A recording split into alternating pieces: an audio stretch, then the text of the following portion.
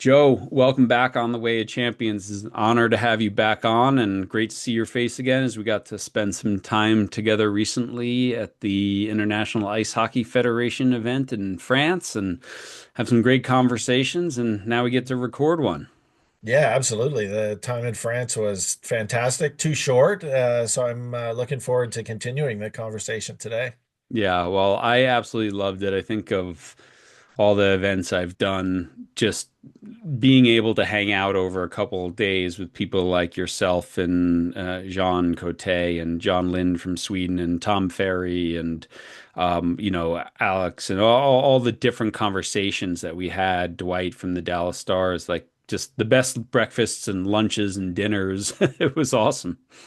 Yeah, and it's just a great example of people struggling with similar issues from different perspectives and the power of those conversations when you get those people in the same room.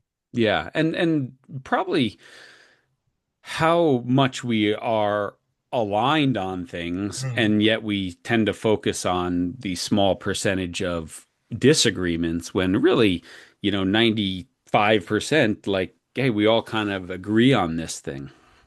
Yeah, and I think that's the scientific process, right? Like we forget the fact that there's largely consensus on a lot of these major issues, and the difference, the part that we're pushing the envelope on is where the differences are. And that's how science works. But you forget the fact that no, we all agree on the majority of things that we're exploring here. We might not agree on everything, but that doesn't mean we're disagreeing on everything. Yeah, and sadly, in the world we live in of social media, the algorithms Yeah. love to promote the disagreements and not the kindness and the agreements and Yeah, the yeah, for I'll meet sure. you for coffee after the event. Yeah, for sure. Yeah.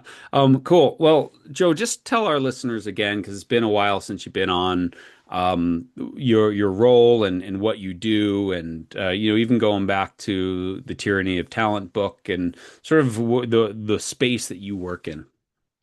Yeah, so I think I'm at a new position since last time I was on. Yeah. I'm at the University of Toronto now in the Tanenbaum Institute for Science and Sport, which is this new scientific institute at U of T that focuses on providing, data-driven solutions for the complex problems that people working in sport are dealing with. And that can be anywhere along the athlete development pathway.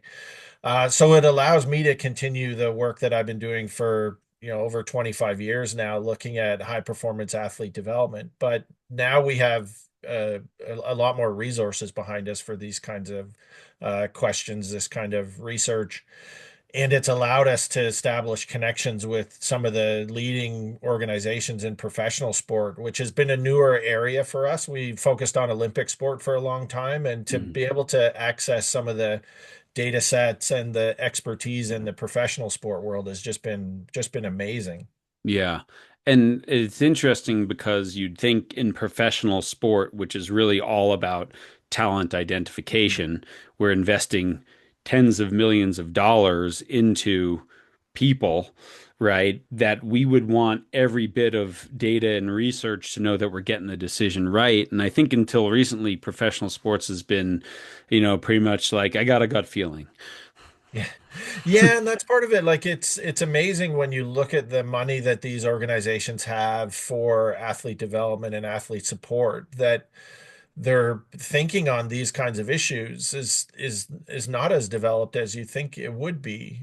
You think that, oh, they're going to have the most cutting edge models available, and you go in and work with them, and you find out that, they're still living in a generation ago with scouts seeing hundreds of players every month.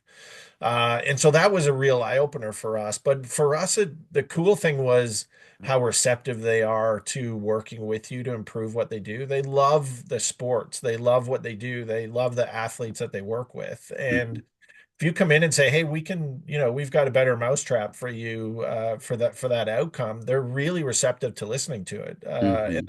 that was a bit of a surprise, which probably reflects our bias that professional sport is just there for the money or whatever. They're not at all. It's a really holistic approach they take. They're just maybe not as up on the latest science as Olympic sports have to be. Well, and I think where you sort of with that with your new position sort of have a foot on both sides of the line is like, here's the data analytics that professional sport loves, speed, strength, all these things, but also you've spent a lot of time in, let's just use the umbrella of character. And what are character traits that lead to long-term performance? Because I think in this world where every off the court, off the ice, off the field mistake becomes national headlines, you can't just draft the guy based on how big, fast, and strong he is anymore. Where you have to look at all the holistic, the whole human being and say, will his character sustain the spotlight? Yeah, and I think that's our research group is a little bit of a different analytics group in that we don't think that more data is going to solve every problem that we have, and that there are certain things, maybe even the most important things in sport, that aren't going to be solved with more data, no matter how good our data becomes. Mhm. There's always a element of chaos and an element of unpredictability in sport, and that's because we built sport that way. We wouldn't like it as much if it was predictable. Yeah, yeah, no, totally, and yet, the people making these decisions get paid on getting their predictions right. Sure. Yeah, You know, or pretending that their predictions are going to be right, right? Like a lot of times we don't even wait around to see whether they're correct or not, especially when we're talking about the time frame of athlete development, 10 years, 15 years after a coach makes a selection decision about an athlete. We never find out whether that was the right decision or not, because it's almost impossible to know. Right. And we have this outcome bias, right? That, well, Sure. the outcome worked, so therefore it was the right decision. But it doesn't mean that, when it didn't work because that guy got three injuries or that woman, whatever happened, retired early, got two concussions, doesn't mean we got it wrong either. And that's, I think, the hard part is Yeah. how do we not look at the outcome and say, still looking at everything, was that the right decision given what we knew in the moment?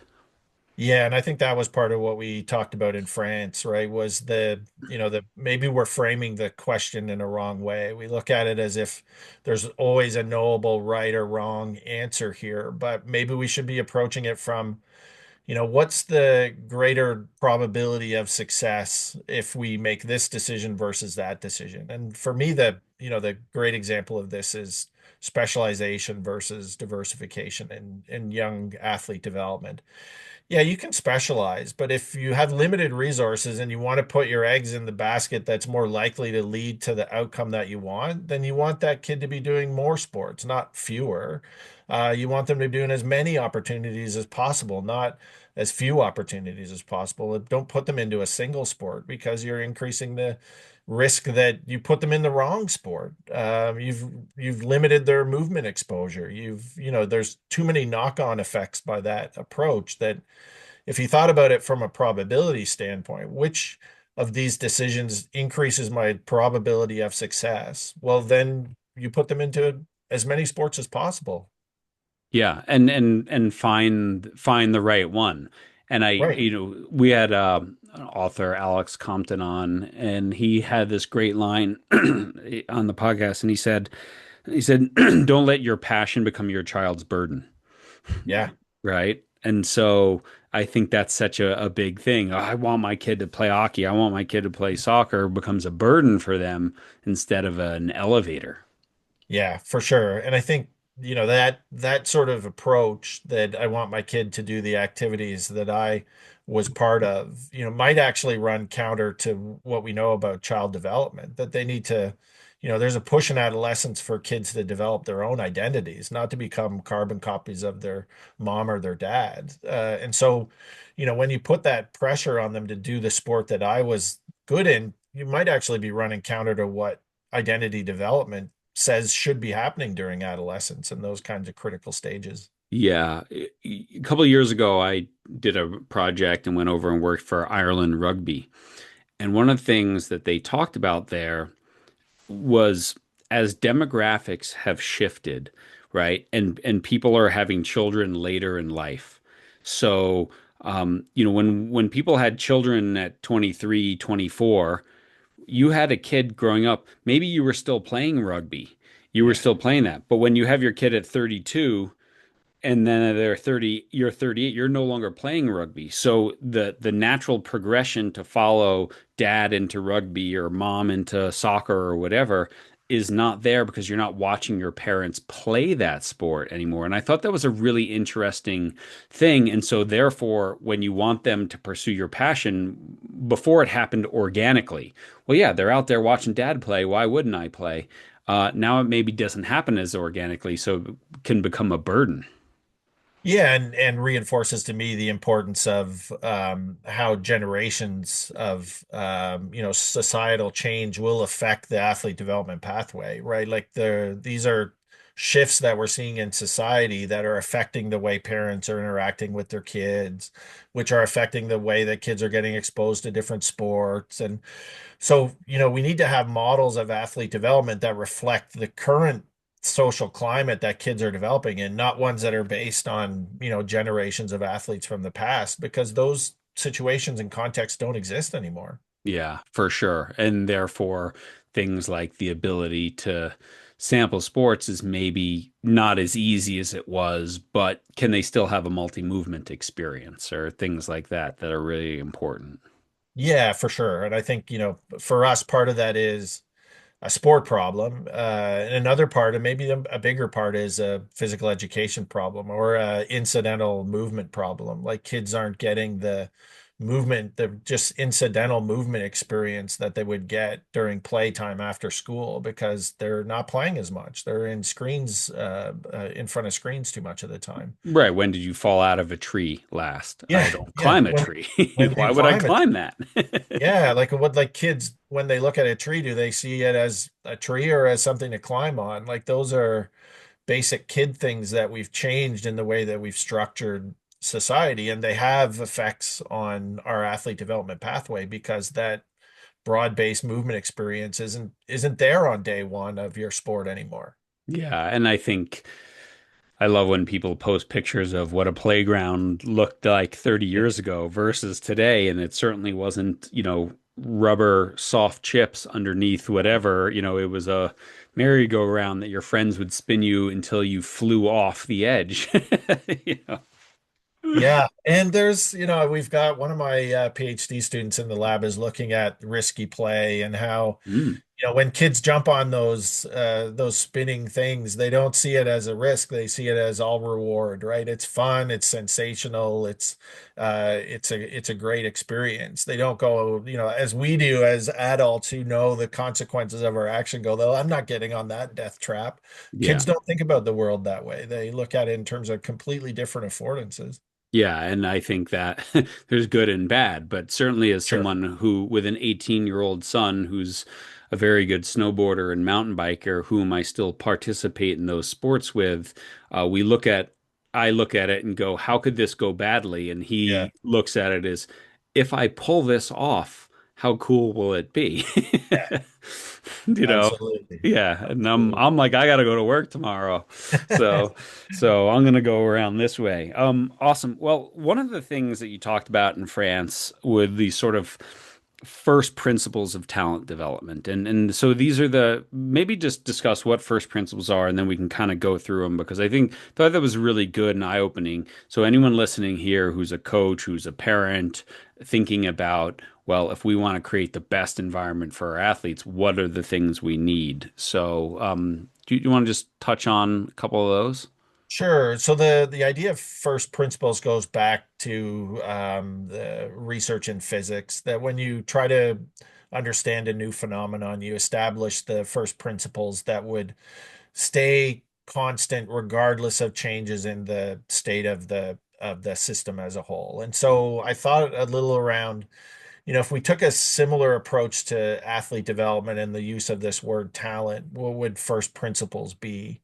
And so one is that talent exists. And so, if we just define talent as individual differences that could affect a person's likelihood of success, then if that's what talent is, and I think you could make a case that that's really what we're talking about, then we have to we have to conclude that it exists. Some people are taller than others, and in sports where height is important, that's going to be an advantage. In sports where height is uh, a barrier, then it's going to be a disadvantage, and that's all talent is. It's, that's you you can scale it from that perspective. It could be differences in work ethic, differences in types of personality, differences in size of your chambers of your heart or proportion of fast versus slow twitch muscle fibers. People vary in those outcomes. And in some sports, those things matter. That doesn't mean they matter in all sports. It doesn't mean that the same things matter across sports. But if you recognize that there are differences in a population of people, then sometimes those differences matter. Yeah. And so the presentation was really about, okay, well, what are these non-negotiables that would stay the same over time and across sports when we think about this concept of talent? Yeah. I think well, first of all, on that last point, um, and sometimes these first principles that talent or whatever word you want to use is real. Being tall gets you in the door, Yeah. but then it's not the differentiator in the NBA, right? So, yes, if you're 7 feet tall, you're statistically far more likely to be able to play professional basketball than if you're 5'5". But being 7 feet tall isn't the only thing, but it certainly is a head start, if you will.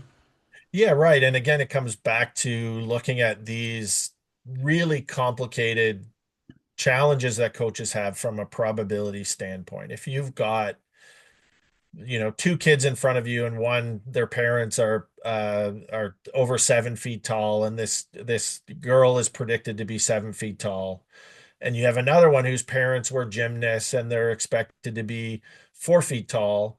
Well, which one do you pick for your basketball team or your volleyball team? Like, well, the probability is that one of those choices is a better one, at least in the current context of volleyball or basketball. Yeah. That doesn't mean that you couldn't create a whole new context where a shorter player has an advantage, but in the current system, taller players have that advantage. And so it's just looking at the challenge from that perspective. Yeah, yeah, for sure. All right, another first principle that I loved, and you just said long-term meaningful engagement is necessary, and as and as Jean Coté would say, you can't have long-term development without short-term enjoyment.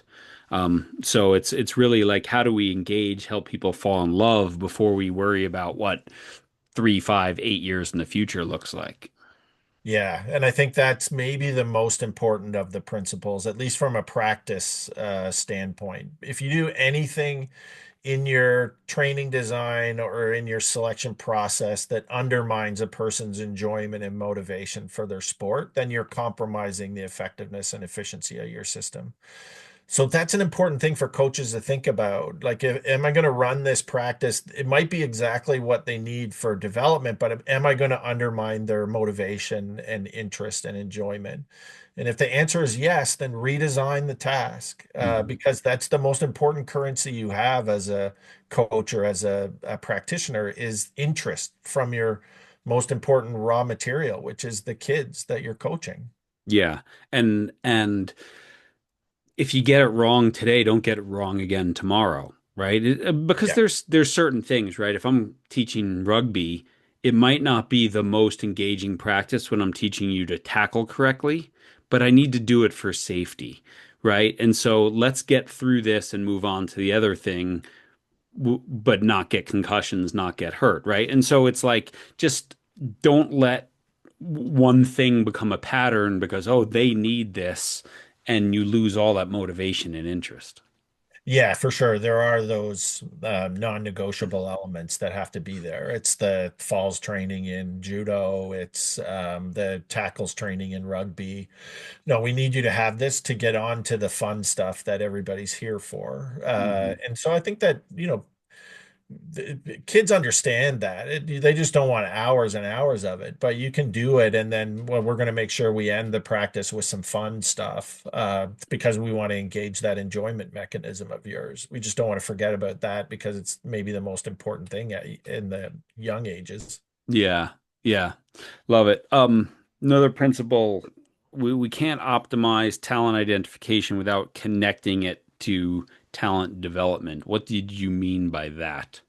It's fun to Um, look through my notes here from a couple months ago.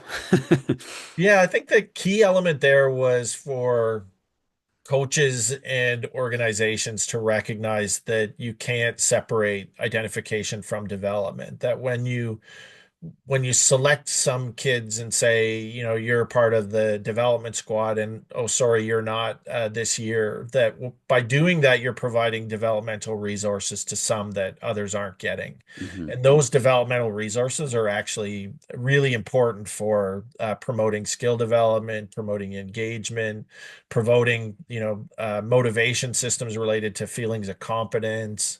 You're giving something to one group that you're not giving to another, and that affects their long-term development. Hmm.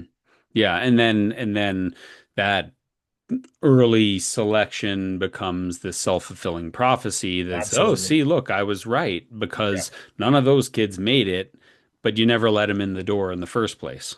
Right. And that's the challenge is you've got a unknowable question that you're affecting the outcome. And so it does look like you were accurate in your selections, but in fact you set them up as apples and oranges so that can no longer be compared after that selection. Yeah, exactly. And then, you have at least you have in hockey or in soccer, the kid who gets dropped by one academy and picked up by another, and then they're in the NHL or they're in the Premier League. And it's like, well, you can't say, "Oh, see, look at me," you know, but still as coaches, we tend to find an excuse for what we did instead of a true reason, instead of going, "Yep, I blew that one."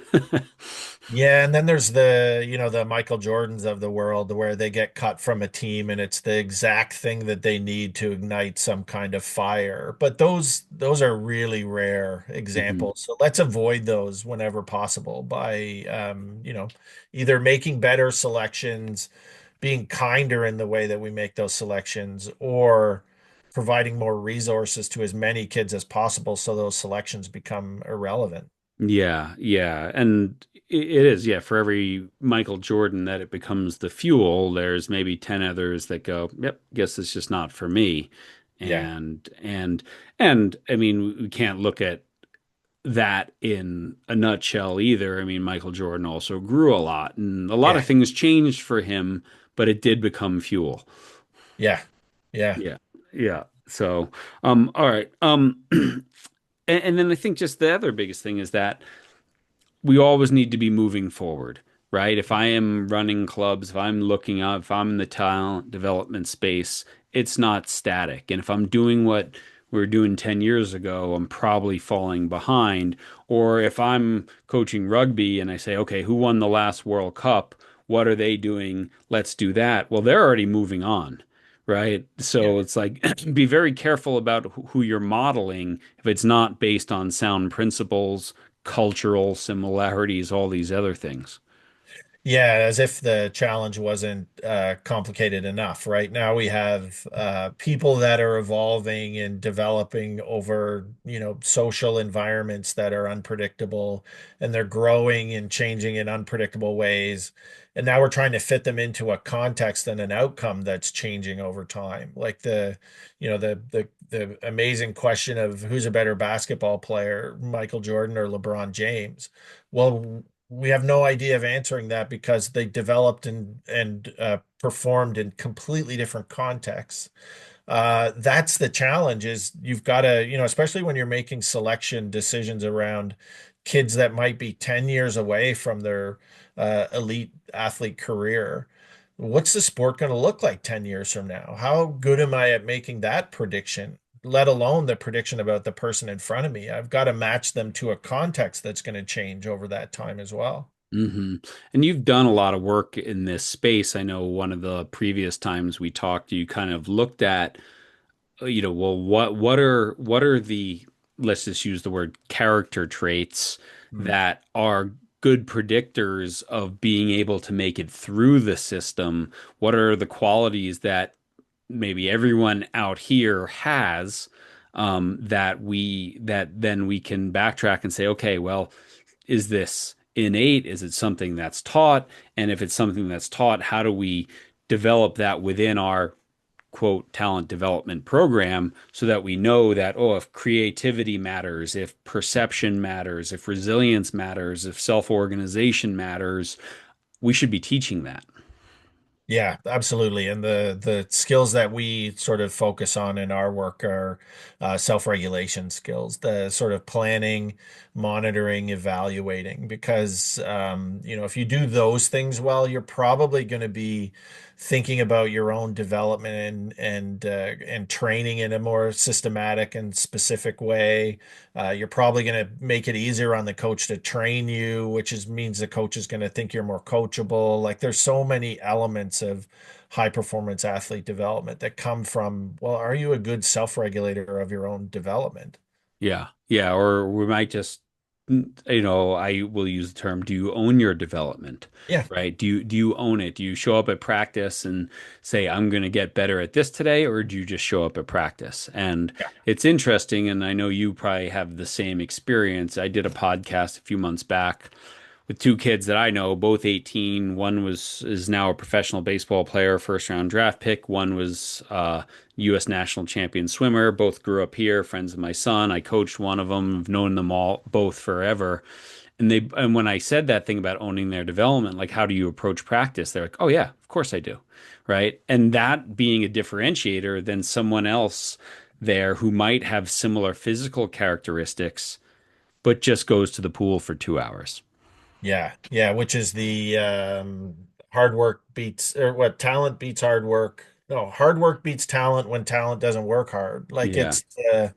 it's hard to separate those things because, your capacity to work hard is kind of a thing that we look at and from a talent perspective. But no, a lot of this is just, there's a reason that deliberate practice model has stuck the way it has is because no, the hard work is an important element of this equation we're trying to figure out.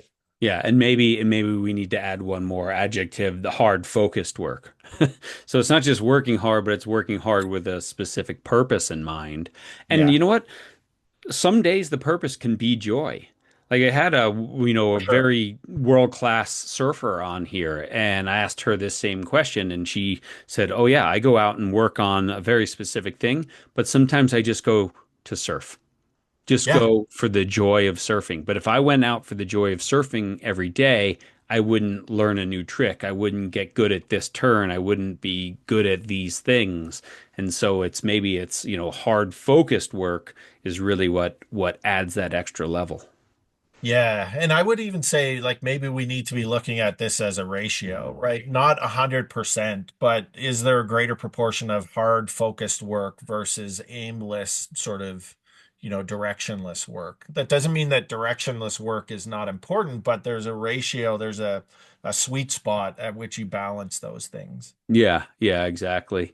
It was funny. There was a very famous Brazilian soccer player decades ago named Garrincha, and Garrincha used to go, and this is in the 60s or whatever, 50s, and he would go and jump a fence into an elementary school with a soccer ball and just start dribbling around 150 kids and try to keep it away from them Yeah. as part of training. And but it was fun, but it was like he was like, this is nothing game like, yet it's everything game like. And if I can keep it away from 150 kids, I can probably keep the ball away. And so stories like that are like there's not exactly a purpose, but there's a purpose. Yeah, but it also reinforces like skill acquisition is not just technical skill, right? It's how do I maintain focus when I've got 150 people on the field instead of 10, Yeah. right? It's okay, well that's a completely different thing. So now I'm working on a different, maybe it's perceptual, maybe it's cognitive, maybe it's emotional. Like there's different elements of skill that are being developed there that go beyond the technical. Yeah, no, definitely, definitely.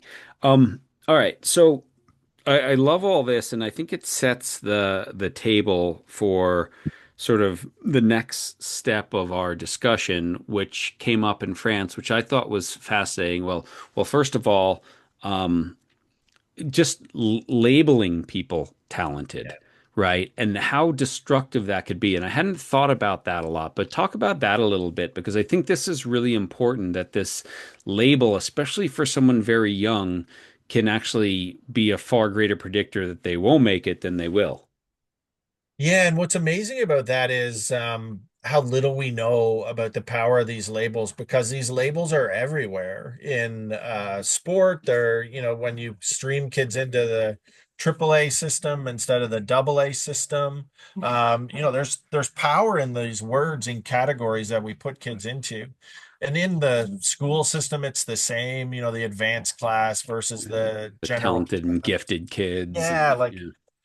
what's amazing to me was when we started to look at the research on the power of these labels, how little we actually know. But they're probably profoundly influential on the way that people see themselves. Like if you're a 9-year-old and you're not being selected for your AAA hockey team in Canada, for example, how does that affect the way that you think about your future in that sport? Do you even consider an elite pathway? And so, like for us, it's And the opposite of that, if you are absolutely selected, for sure. then all of a sudden you're not 2 years later. Yeah, or if you're deselected, how does that affect your ability to think about maybe getting deselected from ice hockey was exactly the right decision, but how much of that do you carry into every other sport that you move into? Like the the power of these words that we use is probably pretty profound. And so it's opened up a whole new area of research for us just to try to explore how these words affect coach decision making, the way that parents think about investment in their kids' sports, the way that the kids themselves think about their future and their love. And, coming back to that basic, most important currency, how does it affect their enjoyment of their sport when they were just told, you know what, you're actually in the lower half of this group that you've trained with for the last 4 weeks? Hmm. That we're creatures that are motivated by competence feedback. And so, well, you've just told me something that undermines that motivational belief. So why would we think those kids would stay in the sport? Right. Unless that selection is accompanied by adult putting it in perspective, right? Yeah, What we've done is we've kept you here with players that are a similar size as you are in physical ability so you can show your skills. So yes, you're in double A and not the triple A team, yeah, but it's not because we don't believe in you long term. It's that this is what's best for you in the moment. And yeah. that we skip that step far too often. Yeah, and that's an important step. But it also opens up, at what stage of a child's brain and emotional development can they understand those relationships? Because those Right. relationships make sense to adults. Hey, I'm just Yeah. going to explain it, but they don't make the same sense to a 9-year-old or an 11-year-old who just all they care about is I can't play with my friends in the same way that I thought I could. Yeah. So there's ways that we can do that, and I think activity level or skill level grouping and bio banding is one of them. Getting kids to understand that hey, selections at U9 or U11 or U13 don't mean anything other than this is the group that we think is going to be more likely to win this year, not every year from now on. So there's a little bit, well, maybe not even a little bit. There's a lot of reframing that I think we need to do if we really want to decrease the power of these selections. Yeah. And at the same time, I think your point is really well taken.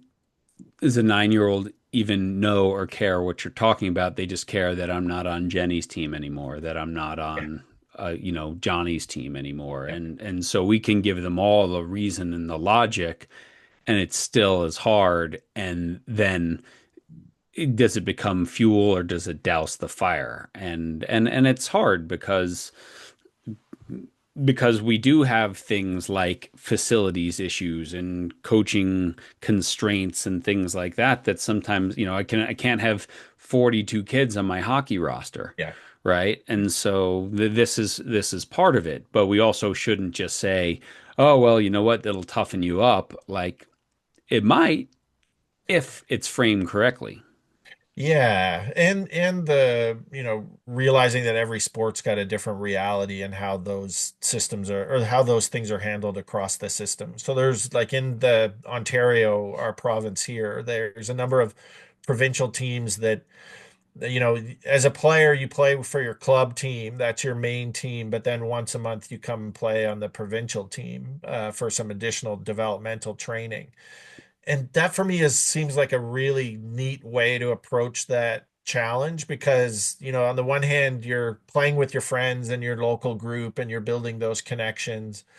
On the other hand, kids are seeing this person who's, supposedly on the provincial team coming back and seeing themselves relative to that player and saying, I can play with this girl, I can play with Mhm. this guy. Like that's so motivating to see that. You don't remove them from that developmental environment. You accentuate that developmental environment by having them there. Yeah. For me, that seems like the best of both worlds if we can do it, but not every sport can do that. Yeah. You mentioned, and I think it's worth talking about now, this idea of biobanding. So for listeners who don't know, this is grouping kids not by chronological age, but developmental age. So the kids who are the early developers, neutral, I might put them together, but a child who is a late developer, who is physically smaller than their peers because they haven't hit their growth spurt, might be grouped down with other similar people. And so I think first of all, what's really interesting about this, when we were in France, John Lind from Sweden Ice Hockey, and he talked about this on the podcast here as well, um, how grouping them can change their perception of themselves, but how it also can change coach perception and go, oh, you know what? Joe's pretty darn good Mm. when everyone's not a head taller than him, right? And so with that shift in coach perception, now I'm coaching that kid differently. Now I'm seeing more in them. Now I might speak to them differently. And so just that little dabble in there can change a lot of things for a kid. Yeah, I think first there aren't a number of categories in the world that we could split me into and say Joe's a good hockey player. That's just not happening. But it's really interesting the biobanding work and how simple an idea and how effective an idea that has been for equalizing developmental environments for kids. And if your sport can do that in a meaningful way and for long enough, we see the numbers equalize and that bias almost disappears. We've seen it in football in Europe. We've seen it in some of the ice hockey stuff that's been done in North America. If you can do it, and it's a bit of logistical challenge for sure. But if you can do it, a lot of this bias related problem goes away. Yeah. And then the opposite of that, which we spoke a little bit about, Francis.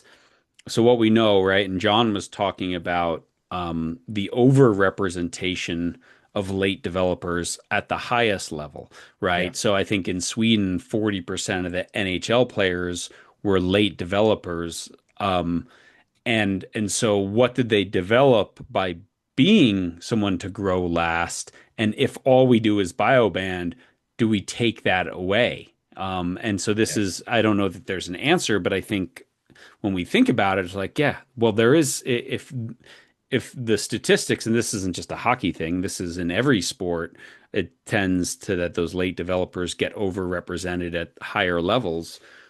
There's something good about it too.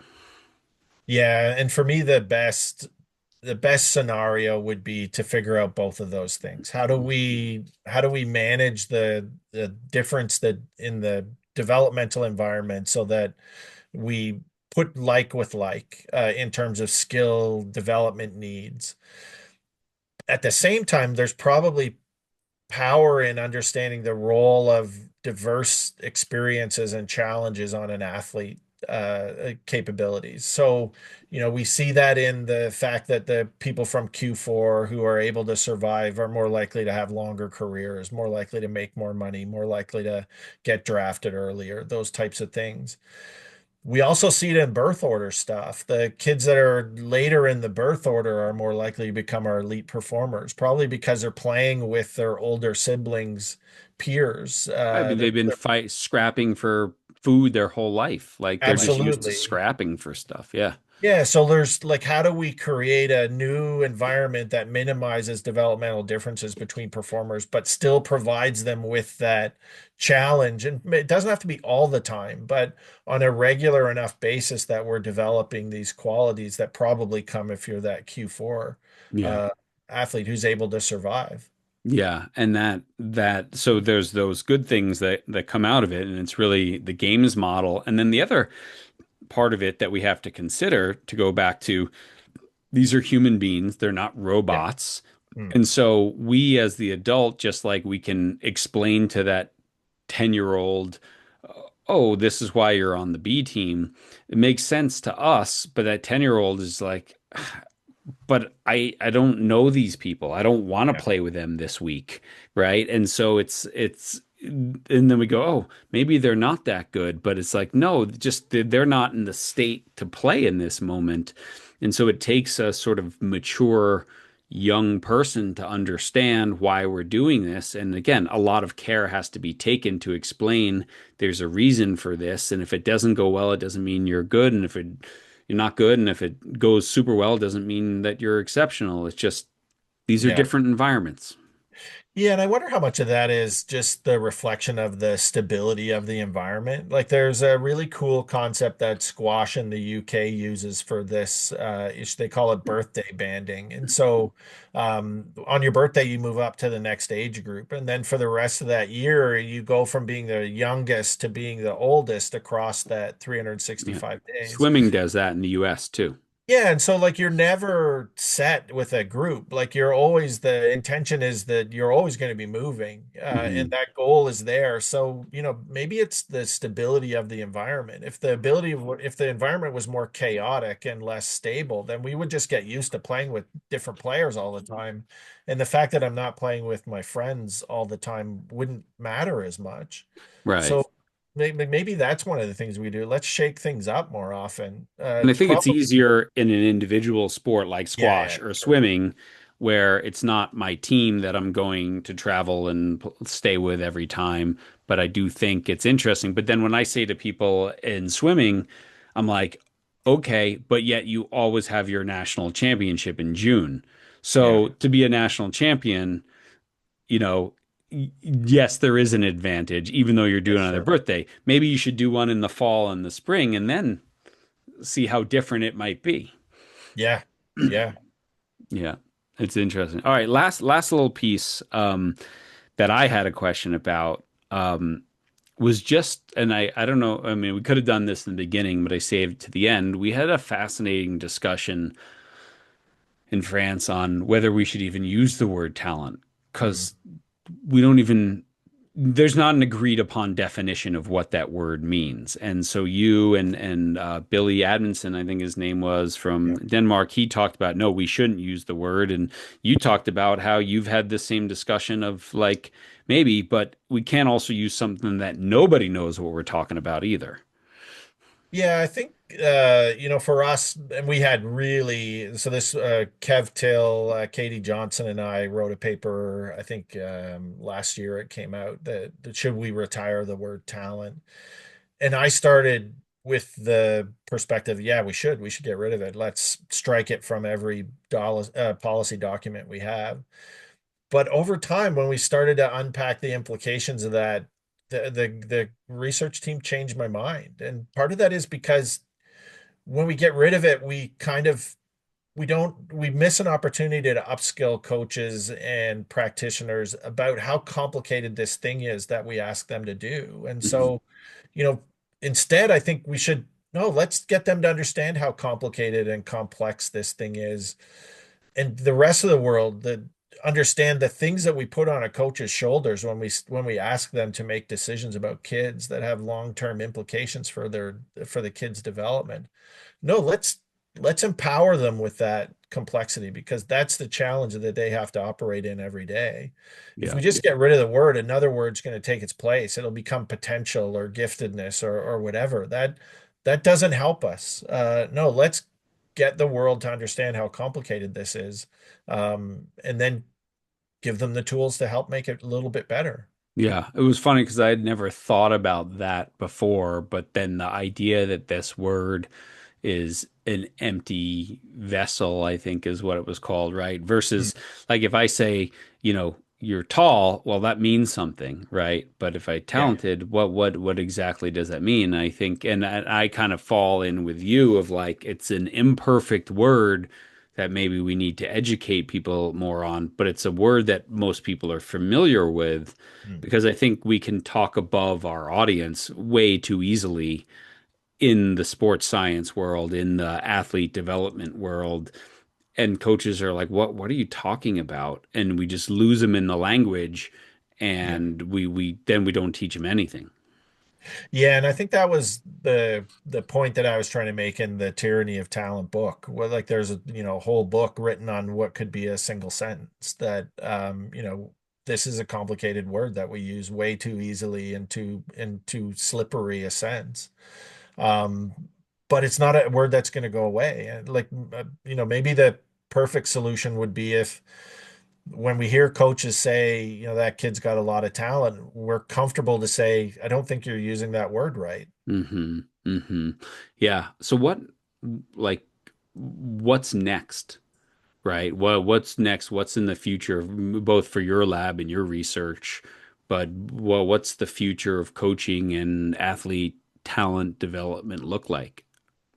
For me, the biggest improvement and positive direction I've seen is this increasing focus on athlete mental health, Mm, because you can't divorce the mental health concerns that we have from the sort of heavy training, deliberate practice focused environment. We're undermining the motivation and the enjoyment element of high performance sport.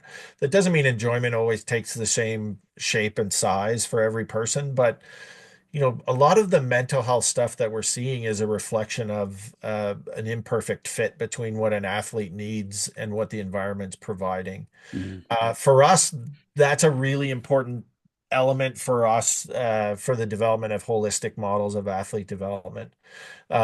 For us, the challenge is how do we take all of these different things that we're learning in different environments, different fields of study, and put them into a single model. It's not an easy fix. It's not something that's going to happen in the short term, but the fact that we're having these discussions and conversations now, I think is a really positive thing. yeah, and how and with on that topic, which I totally agree is massively important. How do we when we put children in a talent development scheme, right? Professional Premier League soccer academy, and then all of a sudden they get let go at Yeah, 15, 16, 19, whatever it is. And this whole thing that they've developed an identity around, I'm on a professional footballer track, I'm a hockey player track, yeah. is yanked away from them. Don't we have a moral responsibility to give them tools and something to fall back upon in that moment versus just making it transactional? I think we do. The research that I've seen that has been quite compelling for me has been on the Premier League system in the UK. And a colleague of mine, Fika Ranjan, has done a lot of work in this area. And she's found that even the kids that get released early from these academy programs, they come out with a positive set of skills. So there's not as much risk of, oh, their identity's just going to be demolished and they're going to struggle. No, there's a lot of transfer of skills that they learn during that academy experience. And we do need to, this needs to be replicated. We need to extend it to the North American system to see, because they're in some sports, they're a little bit more intense over here. But for me, that was really positive because it sort of challenged this established assumption that we're breaking kids when we release them from these academy programs. I Hmm. don't know that that's true. And the evidence that we do have is that they get some positive experiences out of it. They become stronger kids by that experience, regardless of whether they become a Premier League player or not. And that's a shift, an intentional shift by the English FA, I think, Yeah. in the last decade or so, that we can't just be, you know, tossing kids aside, you're not good enough or whatever. A recognition that at the highest level in England, how many players are, foreign players now, and so the chances of a Premier League academy player making the first team are less than 1%, Yeah. right? And so 99% of our kids, but they finally said we got to do something more than teach them soccer, right? We can't just say don't go to school. Like, please go to school, do your A levels, think about this thing, and so it's definitely gotten better. It would be interesting. I don't know that research at all, but if it looked different 20 years ago or 30 years ago. Yes, and how it would look different in an elite ice hockey school in British Columbia, for example, or something like Hmm. that. Like it's the You're right. They've almost had to mandate that, right? That this is the philosophy is not player performance at the expense of everything else. There are parallel developmental priorities here, and some of them are life skills and some of them are soccer skills, but they don't happen in isolation from each other. Yeah, yeah. And then if we're going to um because there's something about teaching attention to detail when I need you to go perform in front of 75,000 people, right? And also, like we talk about giving kids playing time and meaningful playing time and all that, which is really important. And if I'm a professional footballer, I also have to know what it feels like to go sit on the bench and not get in for a month or Yeah. 6 weeks or lose my spot, and how do I mentally overcome that and keep training? Now, do we have to do that to a 7-year old? No, because they're not going to be able to conceptualize that. But when do we start doing that? When do we prepare you to go and not get in?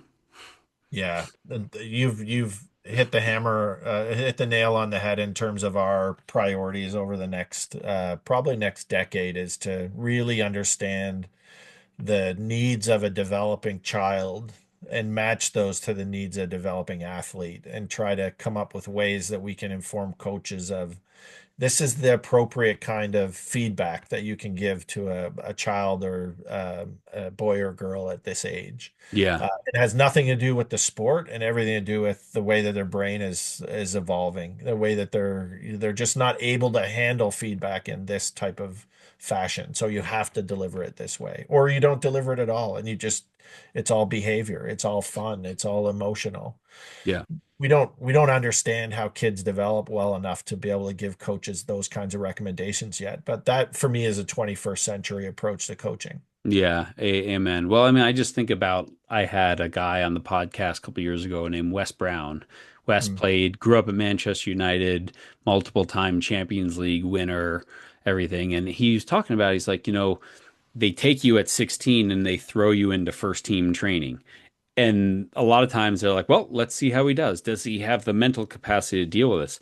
He's like, but what I don't know is okay, now I'm playing against David Beckham and Ryan Giggs and Paul Scholes. Am I supposed to go in hard on a tackle or yeah. am I supposed to back off? Like, what am I supposed to do? This guy that I've been idolizing and watching on TV, and now you put me in practice and say, well, show us if you can compete. But if I go in too hard, what then are they all going to hate me? And Yeah. and it's like, and he's like, I got no preparation for navigating that part of my development. Yeah, and for me, the greatest example, recent example that we've seen of that is Trey Savage in the World Series, right? Hmm. Played for the Blue Jays, 22 years old, only played a handful of games, and then is finds himself starting in the World Series. Right. And he started in like single A this year or Yeah, double A. yeah, Yeah, yeah.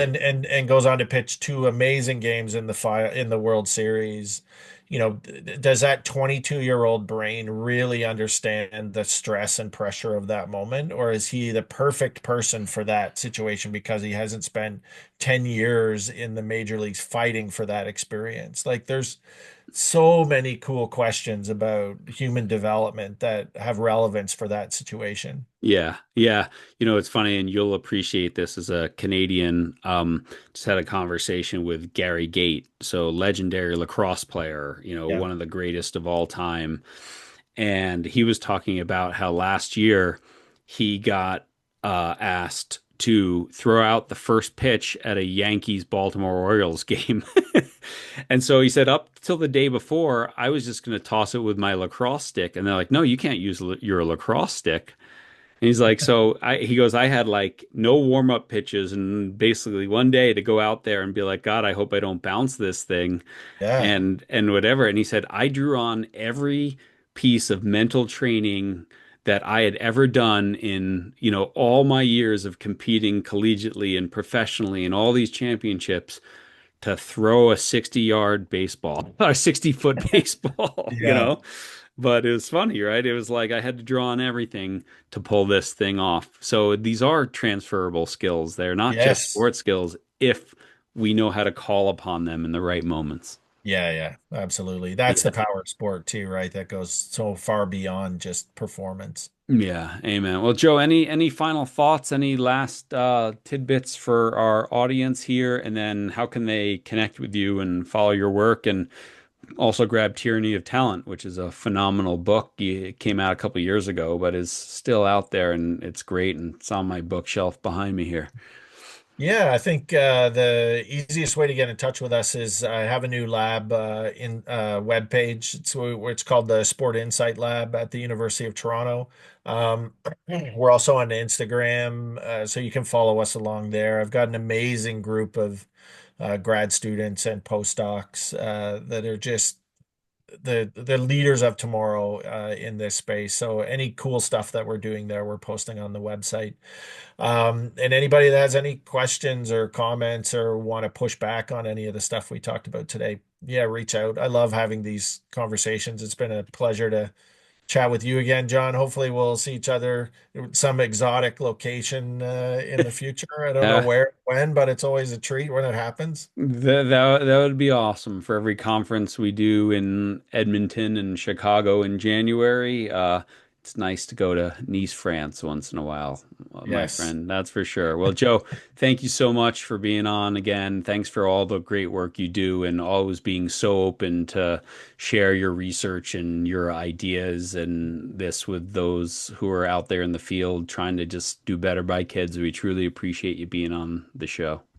Yeah, my pleasure. Thanks, John. Thank you all for listening. Thanks again to good friend Joe Baker from the University of Toronto. Great conversation on, well, first of all, should we use the word talent? What exactly is it? Um, is the label harmful? And regardless of what we use, well, what are these first principles, right? That certainly there are real things that we can evaluate and as he said, which I love, above it all, it's got to be long-term engagement. And for long-term engagement, we need short-term joy and love of sport. And we can't treat our young people like computers that need to be programmed into. They're human beings. And so it's not just the technical skills or the tactical skills. We have to think about motivation. We have to think about resilience. We have to think about all these things. So, really great conversation. I appreciate Joe being on. Just signing off again, letting you know, last couple of spots left for the Way of Champions 2026 retreat, June 11th through 14 in Colorado, Lake George, Colorado. If you want to take a deep dive into this material and have this amazing cohort of people that you want to take it back to your school or just your team, or you're an athletic director, or you want to take this to your community and teach how can we form better relationships, build better team culture, instill the inside game, all that. Check it out. Just go to changingthegameproject.com and right in the main menu, Way of Champions certification, WOC certification, all the details and get signed up before we fill up. Okay. Thanks to Sprocket Sports. Thanks to our Patreon podcast champions. Thank you to all of you for listening, for purchasing books, for sharing, for leaving reviews. We truly appreciate it. This podcast would never happen without all of your support. So thank you. Your influence is not neutral. We feel it, and hopefully your athletes feel it as well every single day. So go out there, make a difference. See you again next week, everybody.